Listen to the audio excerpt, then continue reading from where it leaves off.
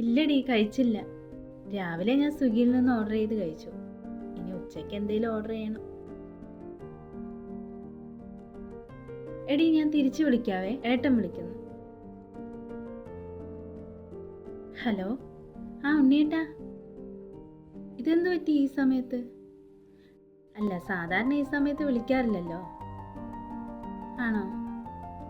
Okay. ആ, പൈസ കിട്ടി. അതെ, ഈ ഗൾഫിൽ പണിയെടുക്കുന്നവർക്ക് ലീവ് ഒന്നും കിട്ടില്ലേ?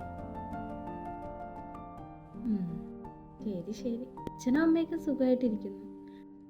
അവര് ഹാപ്പിയാണ്. പിന്നെ നിങ്ങളെ കാണാത്തതിൻ്റെ ഒരു വിഷമം മാത്രമേ ഉള്ളൂ രണ്ടുപേർക്കും.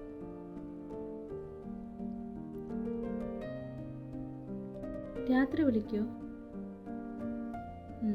Okay, by.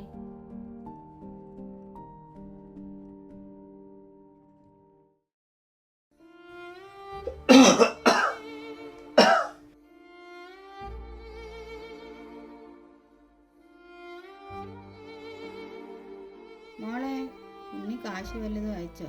ഇല്ല, കാശൊന്നും അയച്ചിട്ടില്ല. അയക്കുമ്പോൾ ഞാൻ പറയാം. അല്ലെങ്കിലും കാശ് കിട്ടിയിട്ട് എന്തിനാ? നിങ്ങൾക്ക് അതൊക്കെ ഹോസ്പിറ്റലിൽ കൊണ്ട് കൊടുക്കാനല്ലേ നേരമുള്ളൂ.